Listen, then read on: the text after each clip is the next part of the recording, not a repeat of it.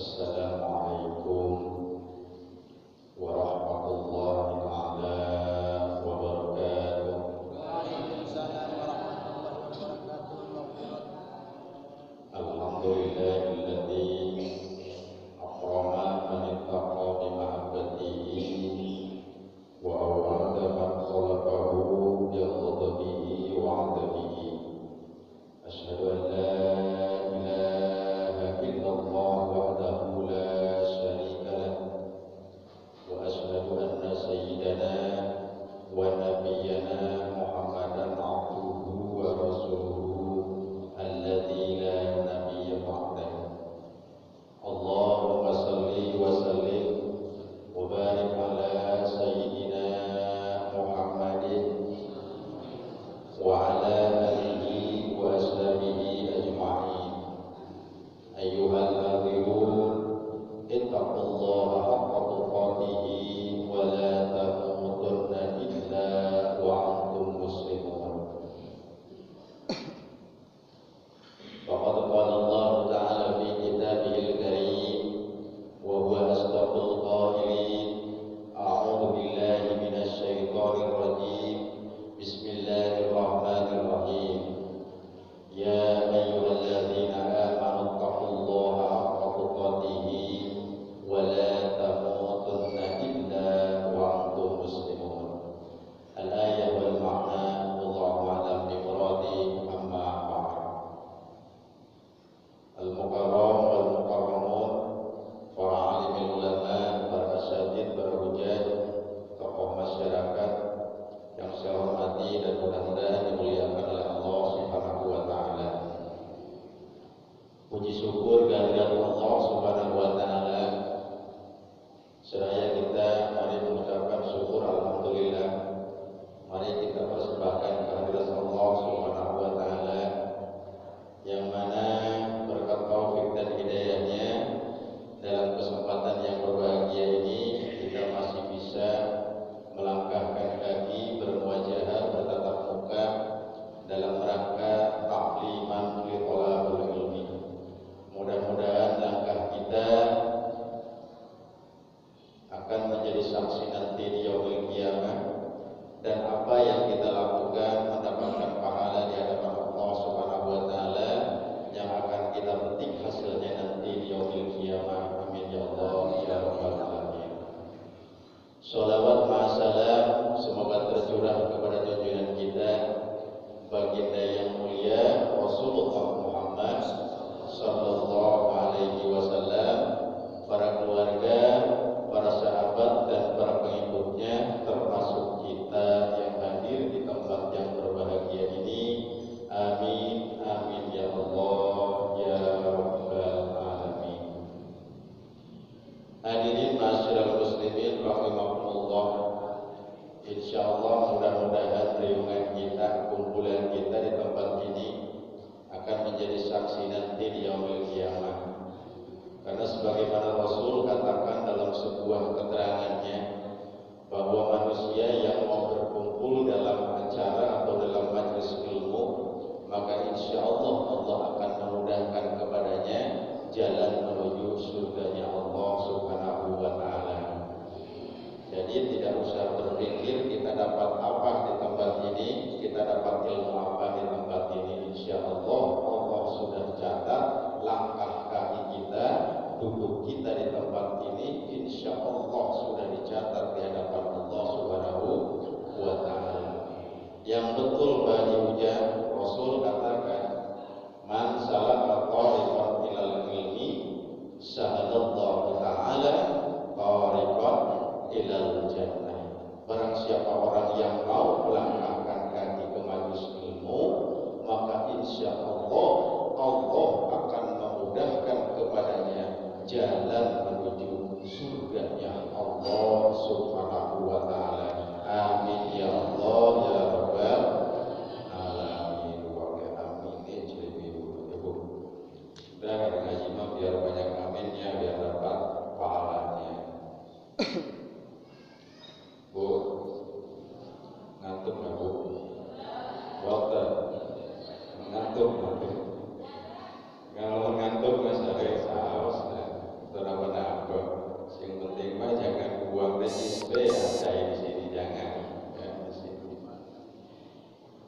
hadirin ma'asyiral muslimin rahimakumullah. Dalam kesempatan yang berbahagia ini kita akan berbicara atau membicarakan atau kita ingin mengaji bahasanya ya. Ngaji soal Quran surat Al-Fatihah. Tidak jauh-jauh kita ngaji Quran surat Al-Fatihah. Insyaallah nanti kita teruskan pada pertemuan yang lain kalau belum tuntas. Karena dirasa kita surat yang sering dan senantiasa kita baca surat apa, Bu? Bu, jujur Bu. Bu, kalau saya tanya ibu itu bukan ke ibu cuma ibu mertua ya, ibu-ibu lah itu bahasanya. Iya. Jadi ini mah apa nyamot katanya kepanggil ibu Ajinas katanya gitu. Jangan gitu semuanya maksudnya. Surat yang sering kita baca surat apa tuh? Pasti Al-Fatihah. Barusan kita di sini duduk di sini ila hadrati wa ba'da kita ngomong Al-Fatihah lagi di mana Al-Fatihah bahkan diamnya kita pun sehari semalam kita senantiasa membaca Quran surat Al-Fatihah. Quran surat Al-Fatihah itu di dalam urutan surat itu adalah surat diurutkan pada surat yang pertama sehingga namanya itu Al-Fatihah diambil dari mana itu? Al-Fatihah ya biasanya kalau idza jaa nasrullahi wal fath itu ada ujungnya ada nasrnya an-nasr tabat yada abi lahabin wa tab al-lahab terus wal 'asr itu ada al-'asr tapi kok surat Al-Fatihah di mana letaknya kalimat iya kan nah Al-Fatihah itu maknanya adalah surat pembukaan. Apakah itu turunnya yang pertama? Bukan, ya. Tetapi diurutkan di dalam Al-Qur'anul Karim, surat Al-Fatihah diurutkan yang pertama itu adalah ijtihad para ulama atas dasar Rasulullah Muhammad sallallahu alaihi wasallam. Ya, jadi Quran surat Al-Fatihah itu. Surat Al-Fatihah ada berapa ayat, Bu? 7? 7 ya? Betul, Quran surat Al-Fatihah ada 7? Betul. Bismillahirrahmanirrahim. Alhamdulillahi rabbil alamin. Ar-Rahmanir-Rahim. Maliki yaumiddin. Iyyaka na'budu wa iyyaka nasta'in. Ihdinas siratal mustaqim. Siratal ladzina an'amta 'alaihim ghairil maghdubi 'alaihim waladdallin. Itu Quran surat Al-Fatihah. Syukur alhamdulillah. Amin itu namanya takmin Bu ya. Ketika surat beres. Nah, ketika sholat, apalagi kalau sholat berjamaah, jangan lewatkan pahala takmin dari imam. Apa pahala takmin itu? Mengaminkan ucapan Al-Fatihahnya imam. Misalkan kita memakmum subuh-subuh karena malas kita nggak mengucap imam waladdallin, menang baik, nggak dapat pahala dari takminnya. Padahal Rasul katakan barang siapa orang yang mengaminkan secara berjamaah maka disertai oleh malaikat langsung diangkat kepada Allah Subhanahu wa taala untuk dikabulkan doanya. Amin ya Allah ya Rabbal alamin. Makanya ketika ada waladdallin terutama di dalam sholat itu harus kita ucapkan. Jangan tidak apa-apa kalau itu sedang dalam melakukan sholat yang jahar ya. Quran surat Al-Fatihah itu ada 7 ayat.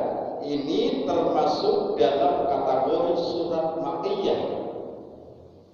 Maknanya apa? Bahwa Quran surat Al-Fatihah itu diturunkan di kota Mekah. Ya, namanya Quran surat Al-Fatihah diturunkan di kota Mekah dalam pengertian berarti sebelum Rasulullah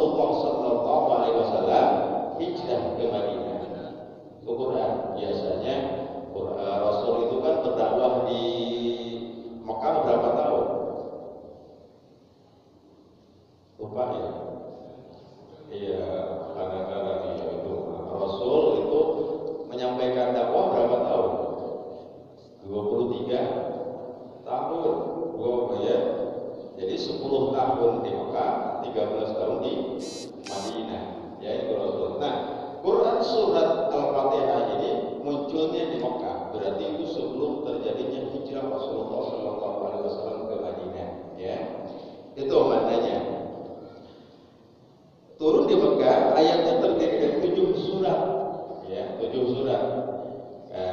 Dimulai dari kalimat atau ayat Bismillahirrahmanirrahim sampai dengan Waladhdallin. Itu adalah 7 surat, 7 ayat dalam surat Al-Fatihah itu. Ustaz, bagaimana dengan takutnya? A'udzubillahi minasyaitonirrajim. Itu bagian Quran surat Al-Fatihah bukan? Itu bukan. Ya. Tetapi ketika kita mau membaca Al-Quran, maka disyariatkan fasta'id billah. Kita harus senantiasa awali dulu dengan membaca ta'awudz atau a'udzubillahi minasyaitonirrajim. Bukan na'udzu ya. Ada a'udzubillah, nah itu, tapi a'udzubillahi minasyaitonirrajim. Gitu maknanya. Jadi kadang-kadang dari alif ke hamzah, dari hamzah ke ainnya itu yang harus kita lihat. Jangan sampai aku itu salah, tapi a'udzu dari a ke ain. Itu maknanya, ya, yang pertama. Lalu kemudian nama lain dari Quran surat Al-Fatihah itu tadi dikatakan sama MC tadi. Ini ada istilahnya Ummul Kitab atau Fatihatul Kitab atau Fatihatul Quran. Itu adalah Quran surat Al-Fatihah. Nama lainnya banyak. Bahkan ada yang mengatakan menurut Imam Ibnu Katsir itu diistilahkan dengan Al-Asas. Quran surat Al-Fatihah itu nama lainnya adalah Al-Asas, yakni fondasi dari segala macam ayat di dalam Al-Quran terkandung di dalam Quran surat Al-Fatihah. Ya. Hadirin masyarakat muslimin rahimakumullah. Lalu apa perbedaan antara Quran surat Al-Fatihah dengan Quran surat-surat yang lain? Ada nggak perbedaannya? Jangan takut tuh, kalau ada ya ada, kalau enggak ya enggak, gitu aja biar rame aja gajinya. Ada perbedaan antara Quran surat Al-Fatihah dengan Quran surat-surat yang lain, ya.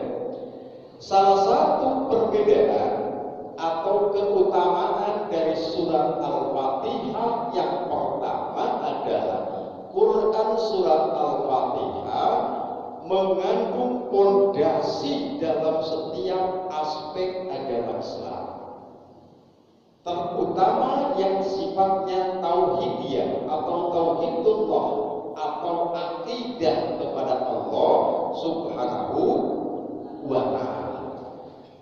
Jadi kalau dalam Quran surat Al-Fatihah itu terkandung tauhid kepada Allah Subhanahu wa ta'ala yang merupakan sumber pokok dari setiap ajaran Islam. Coba kita perhatikan dalam Quran surat Al-Fatihah itu. Makanya Masya Allah.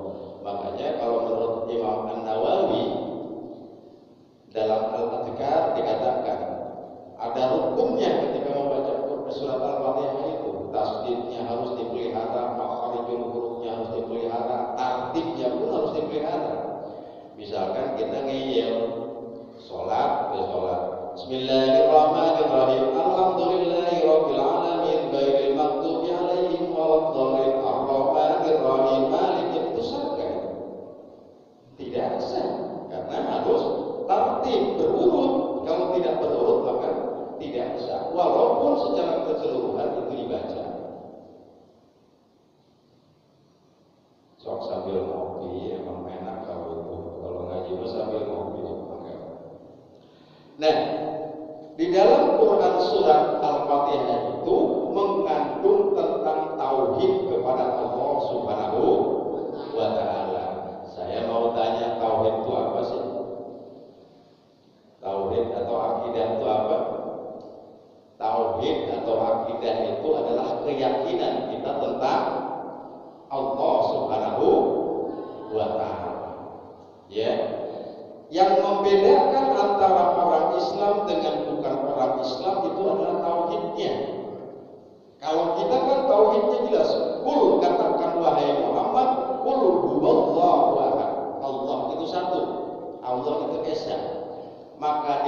syariat, tauhid kepada Allah itu ada 3 macam.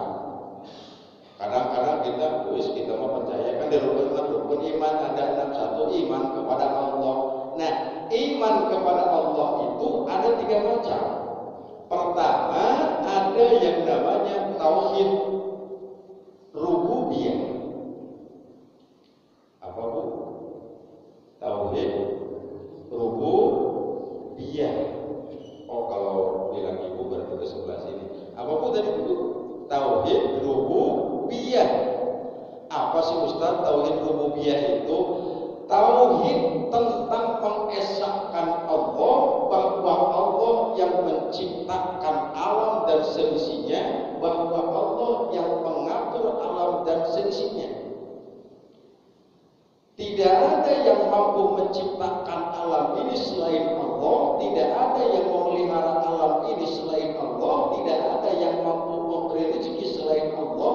Itu adalah tauhid rububiyah, yakni tauhid yang berkaitan dengan keyakinan kita tentang keesaan Allah dalam penciptaan alam ini. Itu adalah tauhid rububiyah. Makanya di dalam Islam itu kan ada istilah sifat 20. Itu adalah penjabaran dari tauhid rububiyah kita, bahwa kita mengakui Allah itu esa. Ustaz, emang ada yang mengaku Allah tidak esa? Banyak. Ya kan, kalau di orang lain ada yang namanya itu trinitas katanya Pak. Trinitas itu apa? 3 di dalam 1. Ada Tuhan pencipta, Tuhan pemelihara, Tuhan perusak. Kalau ada Tuhan seperti itu, kacau nih. Ya, pasti kacau. Makanya dalam Islam yang namanya pencipta itu adalah Allah Subhanahu wa taala, bersifat ahad, lam yalid wa lam yulad wa lam yakul lahu kufuwan ahad. Ini satu, tauhid rububiyah. Yang keduanya ada tauhid uluhiyah. Ya, yang tadi tauhid rububiyah, yang kedua ada tauhid uluhiyah atau tauhid ibadah. Apa artinya? Tauhid uluhiyah itu adalah mengesahkan Allah. Jangan sampai kita memusyrikkan Allah ketika kita beribadah kepada Allah Subhanahu wa ta'ala. Itu adalah tauhid uluhiyah atau tauhid ibadah. Maksudnya bagaimana Pak?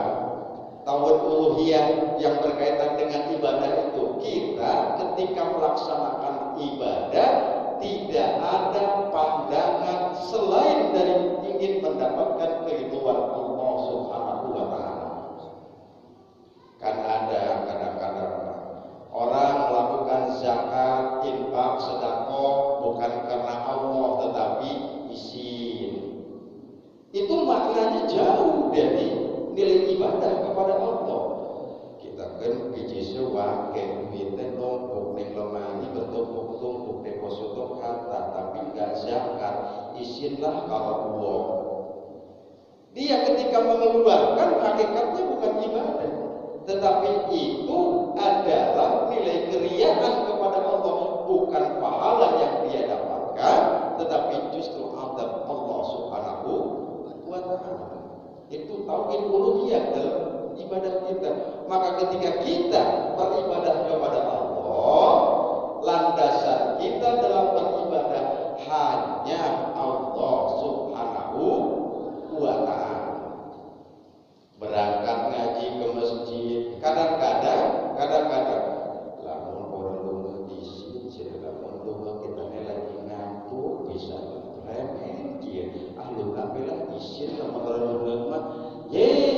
Kalau ngaji niatnya cuma isi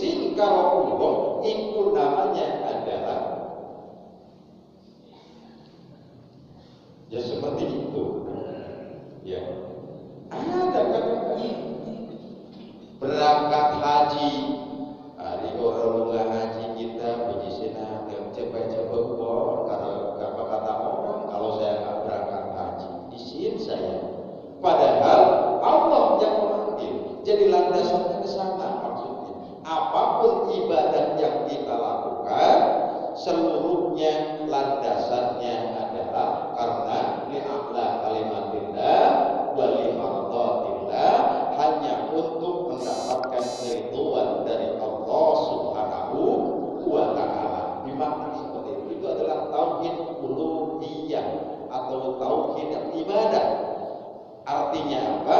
Ketika kita beribadah kepada Allah, jangan sampai terselip niat-niat yang lain selain untuk mencari keridhaan dari Allah Subhanahu wa ta'ala.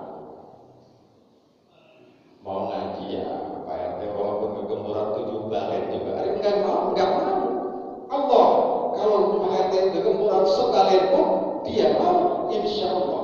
Hakikatnya innamal a'malu binniyat wa innama likulli imri'in ma nawa. Sesungguhnya suatu perbuatan itu tergantung niatnya. Kalau niatnya ingin mencari keridhaan Allah, maka niscaya semua akan dikasih oleh Allah Subhanahu wa ta'ala. Dan kalau niatnya bukan karena Allah, maka tunggu azab Allah yang maha pedih. Karena Allah katakan dalam firman-Nya, la tubtilu shadaqatikum bil manni wal adha kalladzi yunfiqu malahu ria'an nas. Bukan mengharapkan keridhaan dari Allah. Jadi berbahaya. Maka fondasi yang pertama yang dibangun oleh Al-Quran adalah tauhid terlebih dahulu. Ini tercantum di dalam Quran surat Al-Fatihah. Ini salah satu keutamaannya, yakni dari keutamaan Quran surat Al-Fatihah itu adalah bahwa dalam Al-Quran surat Al-Fatihah mengandung unsur pokok dalam keislaman, yakni tauhidullah atau tauhid kepada Allah Subhanahu wa ta'ala. Tauhid itu ada tauhid rububiyah, ada tauhid uluhiyah, dan yang ketiganya ada tauhid asma wa sifat. Ibu kan kita hafal ya dengan sifat wajib, sifat mustahil bagi Allah. Hafal tidak? Wujud kita baqah, itu hafal kan ya? Nah, itu adalah asma wa sifat Allah. Bahkan kalau kita sering menghafal, ada yang namanya dalam Al-Quran 99 asma'ul husna. Wallahul ladzi la ilaha illa huwa ar-rahmanur rahim. Coba terusin. Udah hafal, susah. Itu adalah wallahul ladzi huwa Allah alladzi la ilaha illa hu. Tidak ada Allah, tidak ada Tuhan selain Allah Subhanahu wa ta'ala. Alladzi la ilaha illa huwa ar-rahman ar-rahim, tercantum lagi di sini. Maka tauhid asma wa sifat kita perlu yakin di dalam hati, i'tiqad di dalam diri, dan ucapkan dengan lisan kita bahwa Allah betul adanya sebagaimana dalam Al-Quran tercantum dalam Asmaul Husna, itu adalah asma wa sifat. Allah mempunyai sifat al-mutakabbir, Allah mempunyai sifat yang takabur, wajar Allah. Allah mempunyai sifat al-ghani, wajar Allah.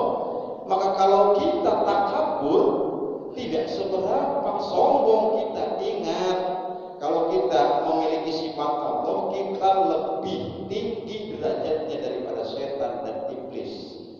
Kenapa? Karena iblis diturunkan ke dunia itu karena ketakaburannya. Yang berhak untuk sombong, takabur adalah cuma Allah. Karena Allah al-mutakabbir, Allah itu yang tidak apa-apa Allah. Maknanya seperti itu, ya maknanya.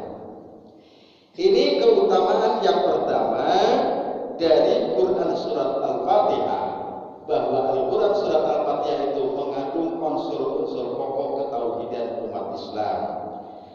Keutamaan yang kedua dari Quran surat Al-Fatihah itu, Quran surat Al-Fatihah dijadikan sebagai rukun di dalam melaksanakan ibadah sholat.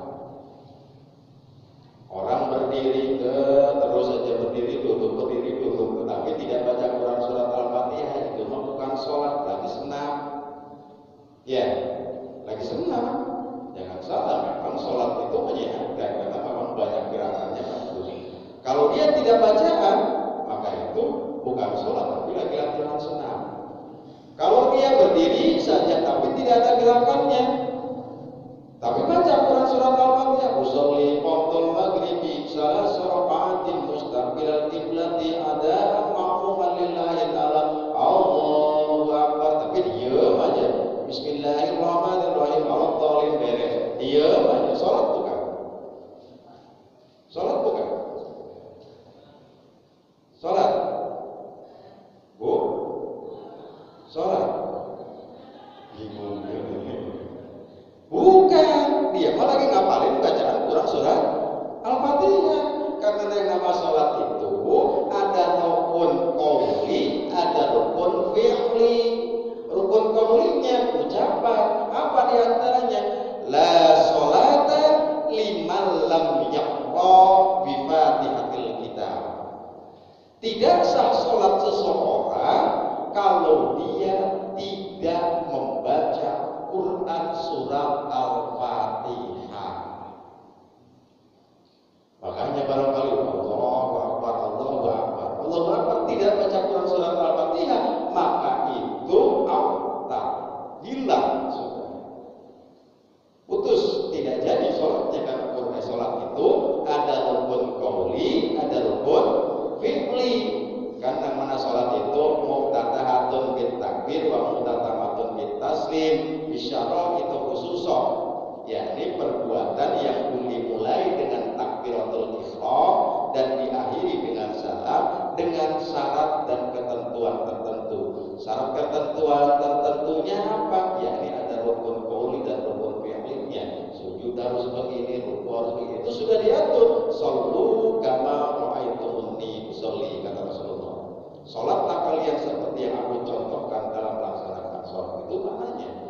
Nah, di situ dikatakan kalau kita misalkan sholat tidak membaca surat Al-Fatihah, divonis langsung tidak sah. Paham?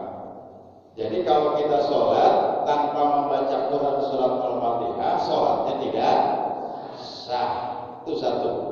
Ada lagi hadis Rasulullah SAW yang diriwayatkan oleh Imam Muslim, nomor hadisnya 395. Man sholat, man sopuwo, sholat kang sholat yasinman, walam yaqra'u, lan orang membaca yasinman, fiha ing dalam sholate, ummul Quran, yakni Quran surat Al-Fatihah, fahiyya maka sholate siman niku hidajun. Hidajun itu adalah batal, terputus. Bahkan Rasulullah mengatakan sampai 3 kali hidajun, hidajun, hidajun. Kalau orang sholat dia tidak membaca Quran surat Al-Fatihah, hidajun, hidajun, hidajun. Artinya apa? Sholatnya batal, sholatnya batal, sholatnya batal, sholatnya batal. Itu kata Rasulullah SAW. Ada yang tanya?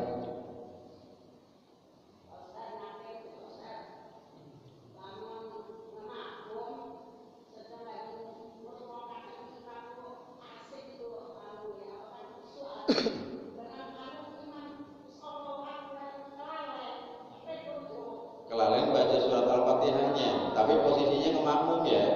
Nah, posisi ngemakmum. Kalau, makanya saya sengaja, kenapa? Pas tadi langsung ada yang tanya, karena tadi saya katakan, kalau sholat Al-Fatihahnya tidak dipelihara sampai dia tidak membaca sholat, tidak membaca Al-Fatihah, maka sholatnya batal. Bagaimana kalau lagi ngemakmum? Gitu ya. Ini nanti ada keterangan yang lain di sana, ya. Bagaimana kalau makmum? Makmum posisinya ada 2, ya, posisinya. Menurut ulama selain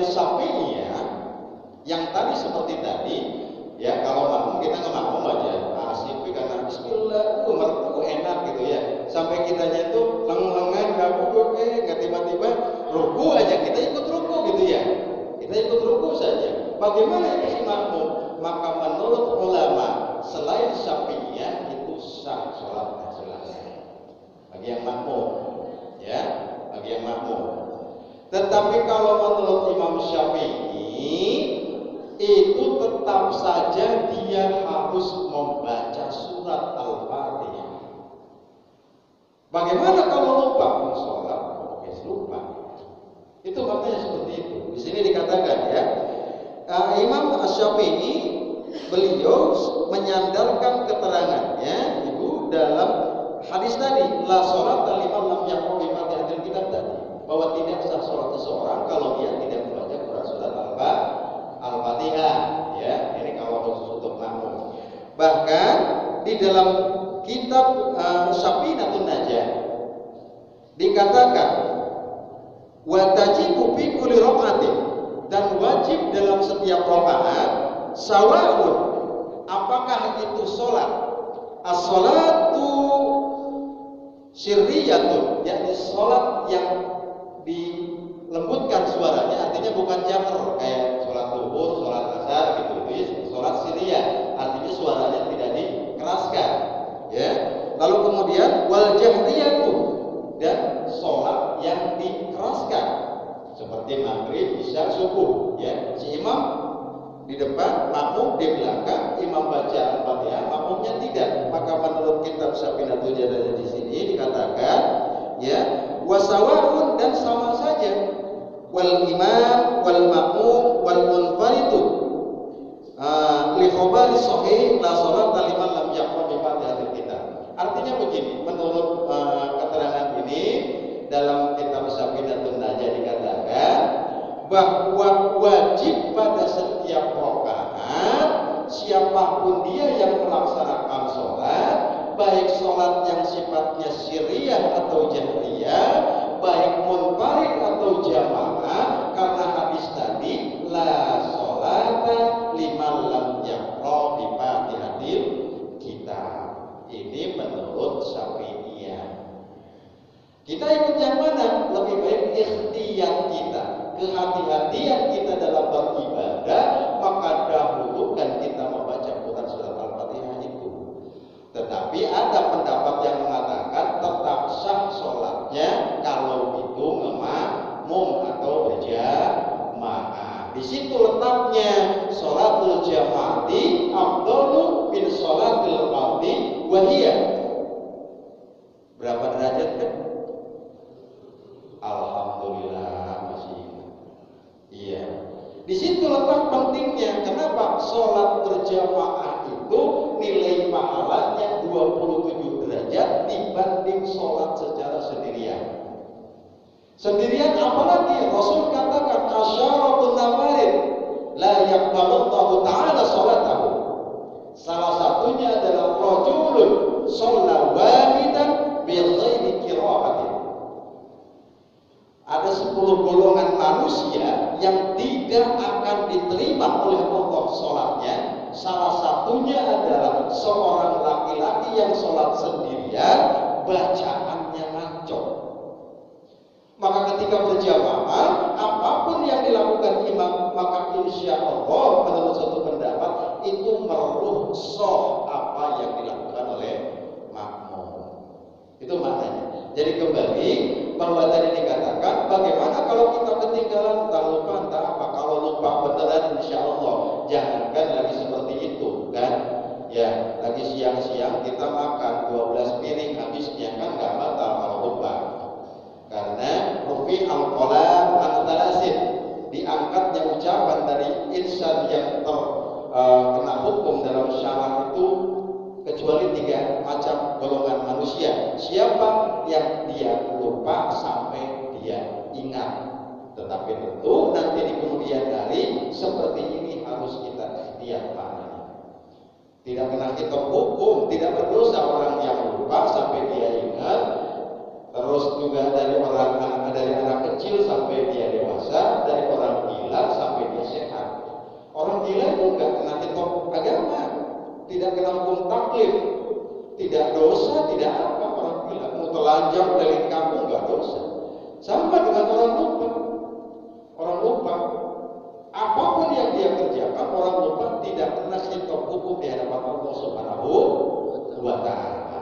ini maknanya. Tadi kalau kita nggak makmum, maka kita tetap diwajibkan untuk membaca Quran surat Al-Fatihah. Lalu muncul lagi persoalan bagi kita. Bagaimana kalau makmumnya masbuk? Ya kan? Tiba-tiba contohnya misalkan di sini imam sudah ghairil maghdub, bahkan sudah Allahu Akbar, ruku, kita pas baru sampai. Harusnya seperti apa kita itu? Atau mungkin belum ke sana, baru ini aja. Inna a'tainakal kautsar fasholli li rabbika wanhar inna syani'aka huwal. Kita datang ya, mau ke makmum.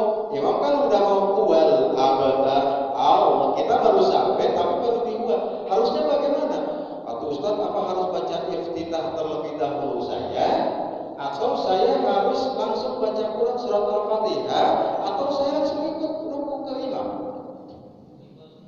Ikut ruku ke imam, tidak apa-apa di sana, kecuali yang masbuk. Kalau yang masbuk itu tidak apa-apa. Masbuk itu dimana sholat berjamaah kita ketinggalan rakaat, ya ketinggalan, itu tidak jadi persoalan. Datang kita imam lagi ruku, langsung kita ruku. Itu maknanya adalah masbuk. Karena kenapa? Ini dikatakan dalam hadis Rasulullah sallallahu alaihi wasallam, "Innama ju'ilal imam liyu'tam bihi." Sesungguhnya dijadikan orang yang di depan sebagai imam salat itu liyu'tam bihi, untuk kamu ikuti dan kamu taati. Jadi imam apapun memang betul harus diikuti dia. Ya. Lalu kemudian kata Rasulullah, "Fala tahtalifu alaihi." Kalian jangan menyalahi, jangan menyelimpangi. Imam ruku dianya masih begini saja, tidak boleh. Itu dikatakan, ya. Wa idza kabbaru fakabbiru. Apabila imam takbir, fakabbiru, maka kamu pun harus takbir. Lalu kemudian kata Rasulullah, wa idza raka'a warka'u, dan apabila imam ruku, yaitu bimana apa? Kalau kita masbuk, makanya menurut satu riwayat, kalau kita masih keburu untuk ikut ruku, maka itu dapat satu rakaat. Itu kita pahalanya sudah masuk dalam kategori ibadah sholat secara berjamaah walaupun terlambat. Itu maknanya. Ya. Kadang-kadang kita seperti itu. Beda apa ya? Saya sering ini. Kalau kita masuk ke masjid dari Jumat, bapak-bapak nih, ya bapak-bapak, khotib sudah naik.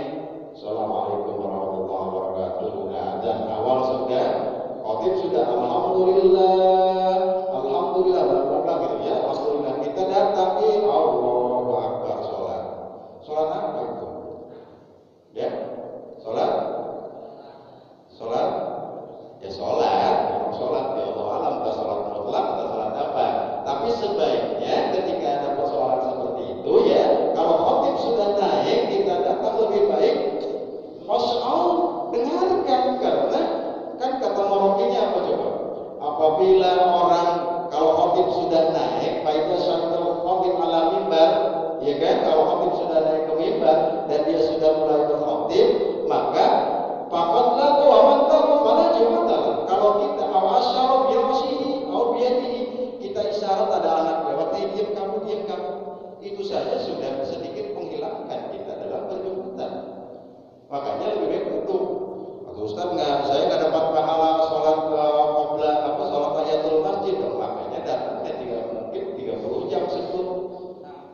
Iya, itu kata PRT itu ya. Makanya tampil gitu makanya. Itu maknanya ya, artinya. Apa artinya? Mendengarkan khatib itu wajib hukumnya.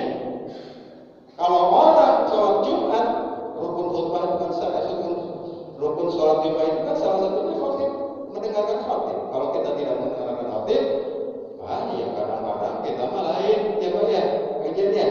Kalau kita mah Allah berangkat dulu cahaya, belum berlawan pertama, bersih nani kadang-kadang. Itu tuh kita, padahal justru rukunnya di sana. Ini maknanya, ya. Ternyata udah setengah 10 Pak ya. Ini padahal kita mau mengkaji Quran surat Al-Fatihah. Ini kita baru berbicara tentang mana itu surat Al-Fatihah. Ini baru keutamaan surat Al-Fatihah.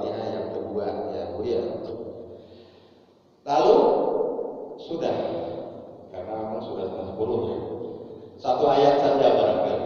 Nanti minggu-minggu berikutnya kita lanjutkan. Ayat yang pertama dari Quran surat Al-Fatihah itu adalah kalimat Bismillahirrahmanirrahim. Itu ayat yang pertamanya. Ustaz, kok di sana mah kalau kita mah di sini kadang-kadang beda ya sama yang di sana. Mungkin kami turun nih ya.